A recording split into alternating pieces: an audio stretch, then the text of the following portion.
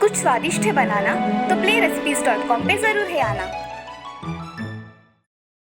जादुई हिरन। बहुत साल पहले की बात है।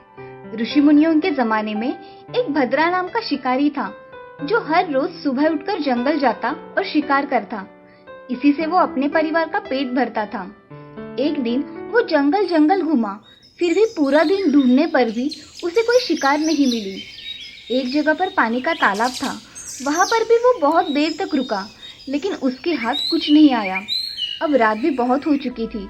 भद्रा अब घर लौटने ही वाला था, तभी वहां उसे एक हिरनी आते दिखाई पड़ती है और वो अपना बाण खींचने लगता है। तभी हिरनी, नहीं नहीं, मुझे मत मारो। भद्रा आश्चर्यचकित हो जाता है और देखता ही रहता है कि हिरनी कैसे बोल सकती है। भद्रा उसकी तरफ ध्यान ना देकर फिर से अपना बाण खींचता है। मुझे मत मारो, मैंने तुम्हारा क्या बिगाड़ा है? मेरे बच्चे घर पर भूखे हैं। मैं विवश हूँ हिरनी, मेरा भी परिवार 2 दिन से घर पर भूखा है, इसलिए मुझे तुम्हारा शिकार करना ही पड़ेगा। मैं तुम्हारी शिकार करके घर ले जाऊंगा और बच्चों को पेट भर खाना खिलाऊंगा। मुझे मारकर तुम्हें पाप लगेगा, उसका क्या करोगे तुम? मुझे एक बात बताओ, अगर तुम मुझे मारोगे तो क्या तुम्हारी पत्नी और तुम्हारे बच्चे तुम्हारे पाप में शामिल होंगे? हाँ बिल्कुल, वो तो मुझसे बहुत प्यार करते हैं। अगर मैं उनके लिए कुछ काम करता हूँ तो वो उसमें मेरा साथ जरूर देंगे। अच्छा तो एक काम करो, घर जाओ और घर जाकर अपने पत्नी और बच्चों से पूछो कि कौन कौन तुम्हारे पाप में भागीदार बनने के लिए तैयार है। अच्छा, तो तुम मुझे मूर्ख बनाकर यहाँ से भागना चाहती हो और अपनी जिंदगी बचाना चाहती हो? नहीं नहीं, मैं तुम्हें वचन देती हूँ, मैं यहाँ कल फिर आऊंगी। बस तुम अपने परिवार से बात करके इसी वक्त पर यहाँ आ जाना। झूठ बोलकर अपनी आत्मरक्षा करना, ये तो तुम्हारा काम ही होता है।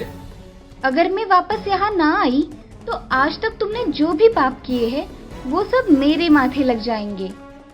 भद्रा हिरनी की बात सुनकर सोच में पड़ जाता है और उसे ठीक है बोलकर छोड़ देता है और खुद भी घर जाने के लिए निकलता है। और घर जाते ही वो अपनी पत्नी और बच्चों से कहता है, रमा, राजू, चिंटू, यहाँ आओ जल्दी। जी क्या हुआ? लगता है आज कोई बड़ी शिकार हाथ लगी है। रमा, राजू, चिंटू, आज मैं तुमसे कुछ बात पूछना चाहता हूँ, उसका बिल्कुल सही सही जवाब देना। मैं आप सबके लिए जंगल जाकर शिकार करके लाता हूँ, उससे किसी की जिंदगी खत्म करने का मुझे बहुत सारा पाप लगता है। मुझे ये बताओ, इस पाप में आप सब मेरे भागीदार हो ना? पाप में भागीदार? हमने क्या पाप किया है? शिकार तो आप करते हो, तो हम क्यों इसमें शामिल हो? हाँ पिताजी, शिकार तो आप करते हो, तो हम क्यों आपके पाप में शामिल हो?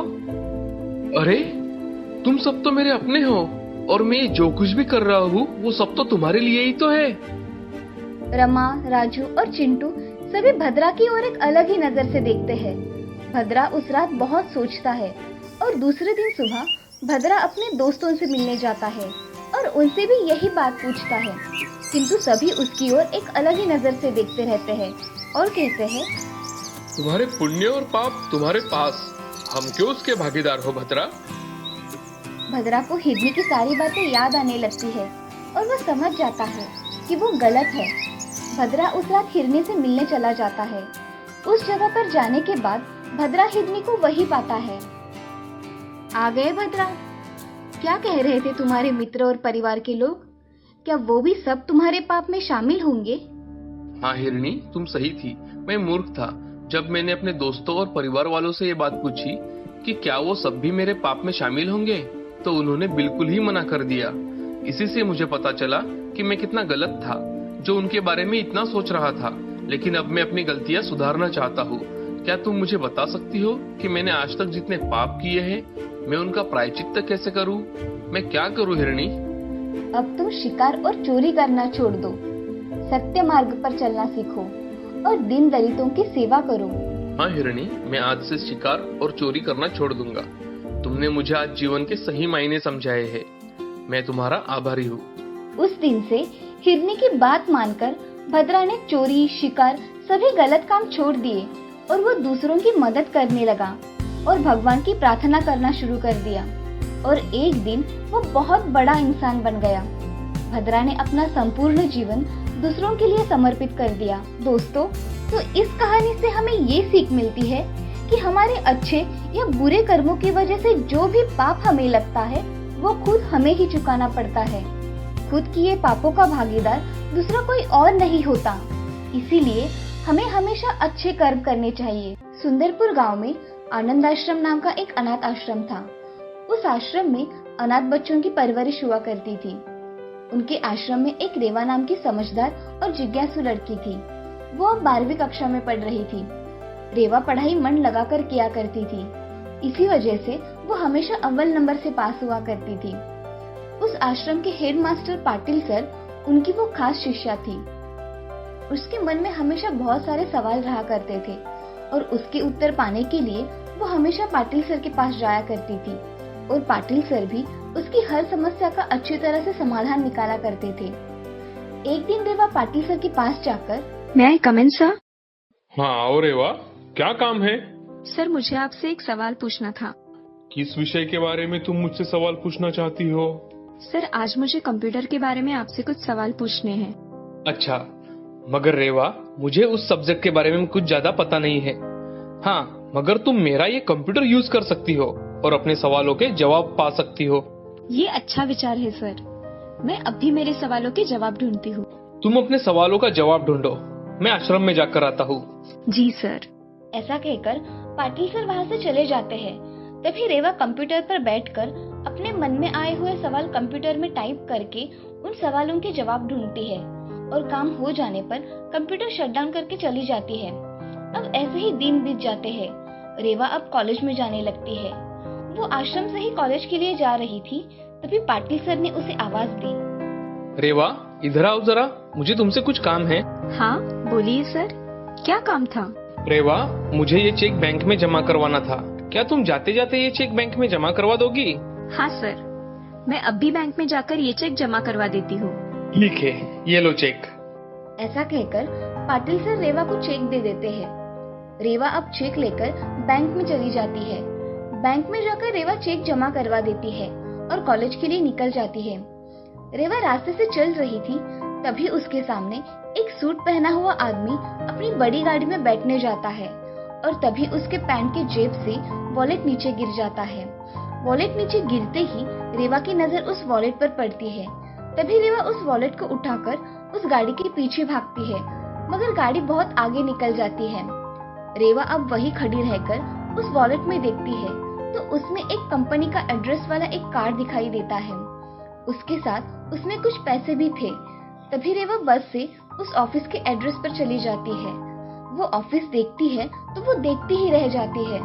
वो बहुत बड़ा ऑफिस होता है और उसमें रेवा को जाने की परमिशन भी नहीं होती। तभी रेवा उस गार्ड से, मुझे आपके सर से कुछ काम है, प्लीज मुझे जाने दीजिए। नहीं मैडम, आप ऐसे नहीं जा सकती।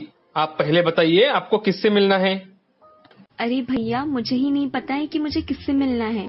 ये जिस सर का वॉलेट गिरा है उनके वॉलेट में से मुझे ये ऑफिस का एड्रेस मिला, इसीलिए मैं यहाँ आई। दिखाइए मुझे, कोई फोटो तो होगा ना? हाँ है, ये देखिए। ऐसा कहकर रेवा उस गार्ड को वो वॉलेट दिखाती है। गार्ड वो वॉलेट देखते ही उसे समझ में आ जाता है ये वॉलेट उसके मालिक का है। तभी गार्ड, आप ऊपर जाकर उनसे मिल सकती है, ये माधव सर का वॉलेट है। जी धन्यवाद। ऐसा कहकर रेवा ऑफिस में चली जाती है। वहाँ जाते ही रेवा रिसेप्शनिस्ट को बताती है, मुझे माधव सर से मिलना है, क्या मैं मिल सकती हूँ? जी थोड़ी देर के बाद आप मिल सकती हैं, उनकी मीटिंग चल रही है। जी तब तक मैं उनका यहाँ इंतजार करती हूँ। जी आप यहाँ बैठिए। ऐसा कहकर रेवा ऑफिस में पेपर पढ़ने लगती है। तभी थोड़ी देर बाद रिसेप्शनिस्ट रेवा को आवाज देती है, रेवा अब सर आपसे मिल सकते हैं, जाइए। जी। ऐसा कहकर रेवा केबिन के अंदर चली जाती है। तभी रेवा को सामने वही आदमी दिखाई देता है जो गाड़ी में बैठकर गया था। रेवा उनके सामने खड़ी हो जाती है और माधव सर से, सर मुझे आपसे कुछ बात करनी है। जी कहिए। सर आपका ये वॉलेट गाड़ी में बैठते समय नीचे गिर गया था। मैंने इसे उठाकर देखा तो वॉलेट में मुझे ऑफिस का एड्रेस मिला, इसीलिए मैं ये वॉलेट लेकर यहाँ आ गई। अरे मेरा ध्यान ही नहीं रहा कि मेरा वॉलेट नीचे गिर गया है।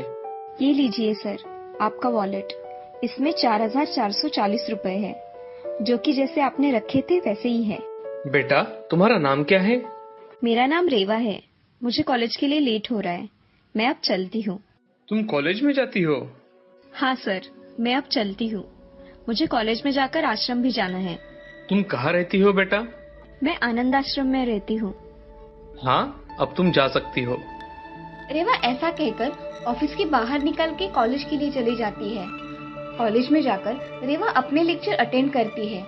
सारे लेक्चर होने के बाद रेवा आश्रम में चली जाती है। अब कुछ दिन ऐसे ही बीत जाते हैं।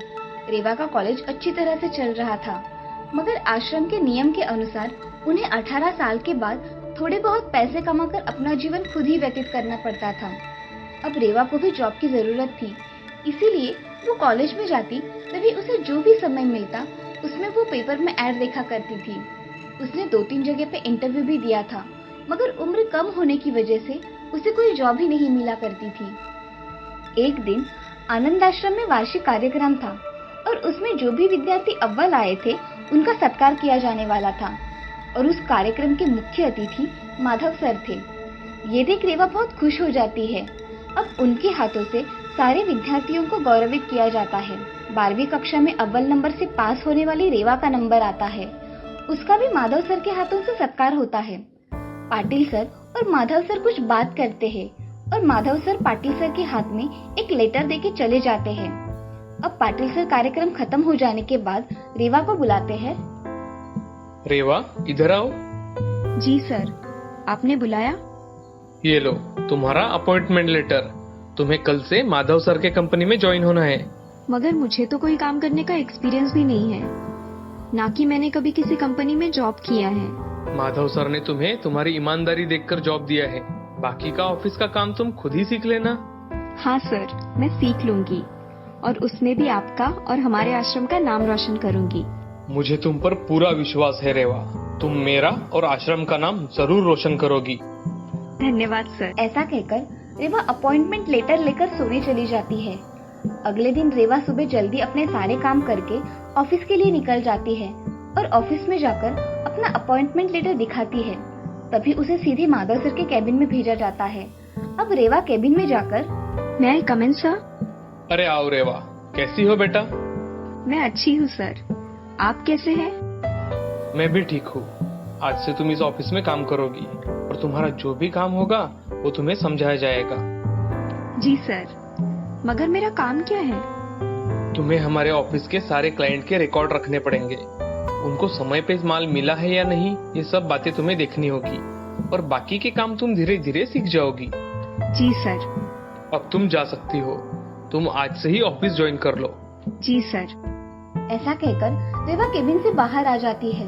तभी एक एम्प्लॉई आकर रेवा को उसकी काम की जगह बता देती है और उसे थोड़ा बहुत काम समझा देती है। ये सब देख रेवा बहुत खुश हो जाती है और शाम को जब काम खत्म हो जाने के बाद घर जाने निकलती है तभी उसे माधव सर दिखाई देते हैं। रेवा माधव सर से, सर मुझे आपसे कुछ बात करनी है। हाँ पूछो, क्या पूछना है? सर मुझे ना कोई काम का एक्सपीरियंस है, ना मुझे कोई काम आता है। उसके बावजूद आपने मुझे इतनी बड़ी कंपनी में जॉब दिया। रेवा, मैंने तुम्हें तुम्हारा काम देखकर नहीं तो तुम्हारी ईमानदारी देखकर तुम्हें ये जॉब दिया है और इस कंपनी को ऐसे ही लोगों की जरूरत है जो बड़ी लगन और निष्ठा से काम करते हैं। मैंने वो सारे गुण तुम में देखे हैं, इसलिए तुम्हें यहाँ जॉब दिया है। धन्यवाद सर। मैं आपका शुक्रिया कैसे अदा करूँ, मुझे कुछ समझ में नहीं आ रहा। ठीक है, चलो अब घर जाओ, बहुत देर हो गई है। जी सर। ऐसा कहकर माधव सर अपने घर चले जाते हैं और रेवा भी अपने आश्रम चली जाती है। ये सब बात वो आश्रम आकर पाटिल सर को बताती है। तभी पाटिल सर बहुत खुश हो जाते हैं और रेवा को बहुत आशीर्वाद देते हैं और उसके काम के लिए बहुत शुभकामनाएं भी देते हैं। अब रेवा अपने ऑफिस का काम संभालकर कॉलेज भी जाया करती थी। रेवा धीरे धीरे सारे काम सीख रही थी और साथ में रात के स्कूल में जाकर अपनी पढ़ाई पूरी कर रही थी। रेवा को इतनी कम उम्र में जॉब उसकी ईमानदारी की वजह से मिली थी। अब रेवा उसका काम बड़ी लगन से किया करती थी और आज जैसे उसको उसकी ईमानदारी का इनाम ही मिला था। इस कहानी से हमें ये सीख मिलती है कि जिंदगी में हमेशा अपना काम ईमानदारी, लगन और जिज्ञासा से करना चाहिए। अच्छे कर्मों का फल हमेशा अच्छा ही होता है। सुंदरपुर नाम के गांव में एक राधा नाम की औरत रहा करती थी। उसको श्रवण नाम का बेटा था। श्रवण की पत्नी का नाम था लक्ष्मी। वो तीनों खुशी खुशी रहा करते थे। श्रवण का मजदूरी का काम होने के कारण उसे काम ढूंढने के लिए दूसरे गांव जाना पड़ता था। एक दिन श्रवण का दोस्त राघव उसके घर पर आ जाता है। तभी लक्ष्मी उसे चाय देती है। श्रवण और राघव बातें कर रहे थे। अरे कैसे आना हुआ? अरे श्रवण, तुमने मुझसे 50,000 रुपए लिए थे, वो कब लौटा रहे हो? अरे मेरे दोस्त, जल्द ही लौटा दूंगा, थोड़ा और वक्त दे दो। अरे मुझे भी पैसों की जरूरत है, मैं देखता हूँ। इस बार शहर जाकर मैं काम करूंगा तो मुझे ज्यादा पैसे मिलेंगे, तो मैं तुम्हारे पैसे पूरे चुकते कर दूंगा। ठीक है, मगर 1 महीने में लौटा देना। मैं देखता हूँ। इस बार शहर जाकर मैं काम करूंगा तो मुझे ज्यादा पैसे मिलेंगे, तो मैं तुम्हारे पैसे पूरे चुकते कर दूंगा। ऐसा कहकर राघव चाय पीकर अपने घर चला जाता है। तभी ये सब बातें दीवार के पीछे से लक्ष्मी सुन लेती है और उसको बुरा लगता है कि उसका पति बहुत कठिन परिस्थिति में है। अगले कुछ दिनों में श्रवण काम के सिलसिले में शहर चला जाता है। तभी लक्ष्मी अपनी सास से, माँ जी, मुझे कुछ पैसे चाहिए थे। तुम्हें पैसे क्यों चाहिए बहू? माँ जी, अब ये घर में नहीं है तो मुझे कोई काम भी नहीं है, तो मैं सोच रही हूँ कि मैं कुछ खुद का काम धंधा शुरू करूँ। विचार तो तुम्हारा अच्छा है बहू। माँ जी, आप मुझे 3,000 रुपए दे दीजिए, मैं उसमें मेरा धंधा शुरू करूँगी। ठीक है, तुम कह रही हो तो ये लो 3,000 रुपए। धन्यवाद माँ जी, मैं आपके पैसे जल्द ही लौटा दूंगी। ऐसा कहकर लक्ष्मी वहाँ से चली जाती है। अब लक्ष्मी बाजार जाकर होलसेल दुकान में जाकर दुकानदार से, भाई साहब, मुझे आज 5 दर्जन अंडे दे देना और साथ में पाव भी दे देना। मुझे हर रोज अंडे और पाव लगेगा, तो आप अच्छे दाम लगाना। मैं आपको अच्छे दाम ही लगाऊंगा, मगर आप क्या करने वाली है इतने अंडे और पाव का? मैं नया धंधा शुरू करने वाली हूँ, ऑमलेट बनाने का, इसीलिए मुझे अंडे और पाव हर रोज लगेंगे। अच्छा, आप कहाँ खोलने वाली हो दुकान? मैं आऊंगा आपके दुकान पर ऑमलेट खाने के लिए। मैं मेरा दुकान घर के सामने डालने का विचार कर रही हूँ। तो ठीक है, मैं आज ही आ जाऊंगा आपके दुकान पर।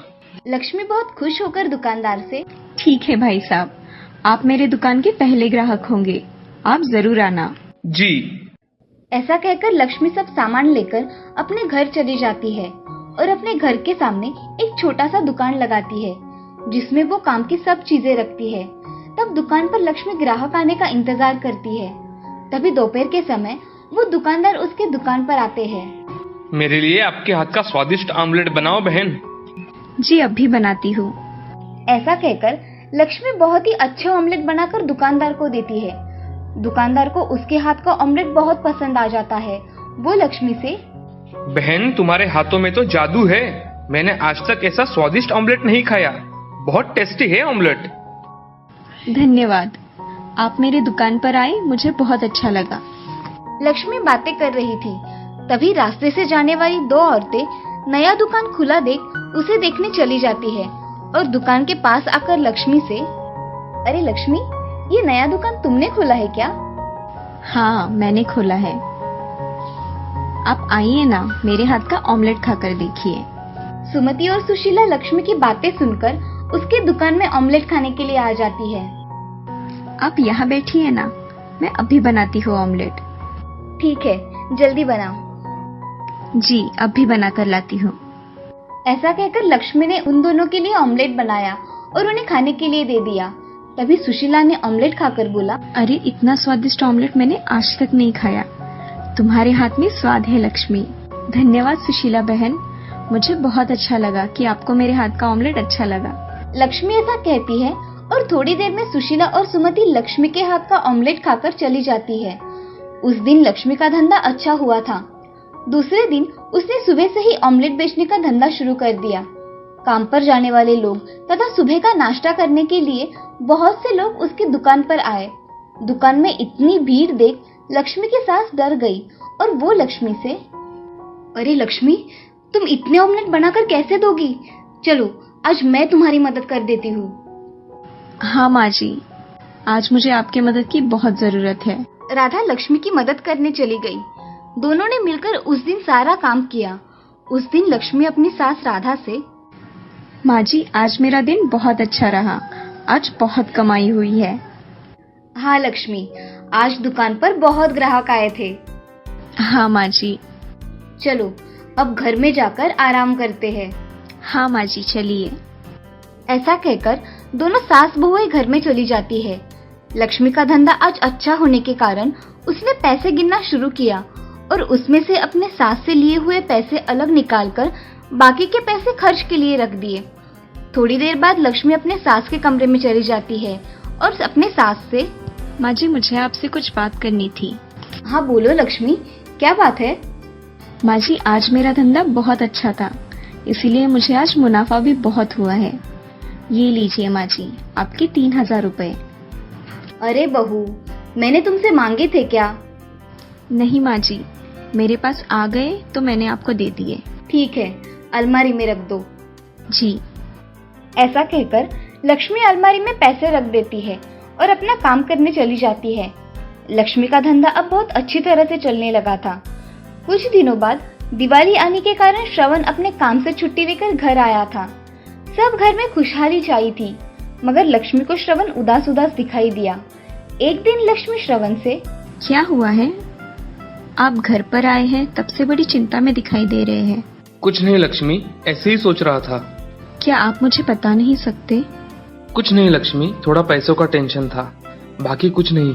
पिछली बार हमारे यहाँ राघव भाई साहब आए थे, तब उनकी और आपकी बातें मैंने सुन ली थी। आपको उनके पैसे वापस करने हैं ना? हाँ लक्ष्मी, मैं यही सोच रहा हूँ कि मैं उसके पैसे सारे कैसे वापस करूँ।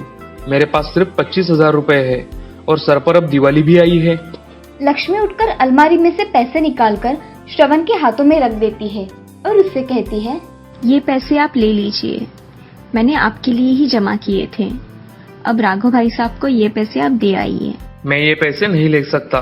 जो मेरा है वो सब आपका ही है, इसलिए ये पैसे राघव भाई साहब को दे दीजिए।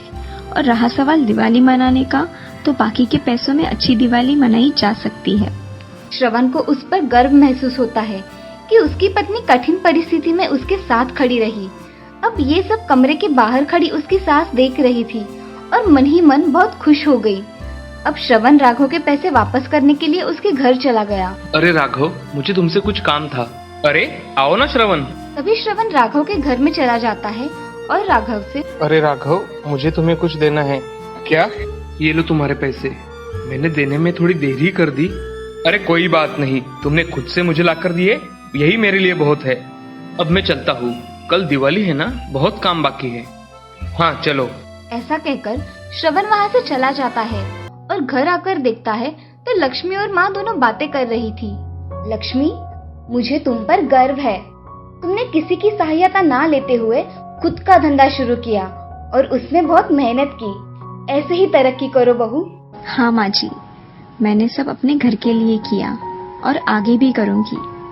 लक्ष्मी, चलो आज मेरी ओर से हम दोनों साड़ियाँ खरीद लाते हैं। जी चलिए माँ जी। तभी श्रवण वहाँ आ जाता है। श्रवण की माँ श्रवण से, अरे श्रवण, आओ यहाँ बैठो। हाँ माँ, कहो। मैं सोच रही हूँ तुम अब काम पर ना जाकर घर का ही काम संभालो। बहू का ऑमलेट का बिजनेस बहुत अच्छा चल रहा है, उसको भी मदद हो जाएगी और घर भी दिखना हो जाएगा। हाँ माँ, मैं भी यही सोच रहा हूँ। ऐसा हुआ तो बहुत अच्छी बात हो जाएगी। चलो अब दिवाली की तैयारियां करते हैं। ऐसा कहकर तीनों दिवाली के काम में लग जाते हैं। अब लक्ष्मी का पति उसके साथ उसका धंधा संभाला करता था। ये देख लक्ष्मी बहुत खुश थी। इस कहानी से हमें ये सीख मिलती है कि हम अगर मन में ठान ले तो हर नामुमकिन काम को मुमकिन कर सकते हैं। कोई भी काम छोटा या बड़ा कभी भी नहीं होता, बस काम करने की लगन होनी चाहिए।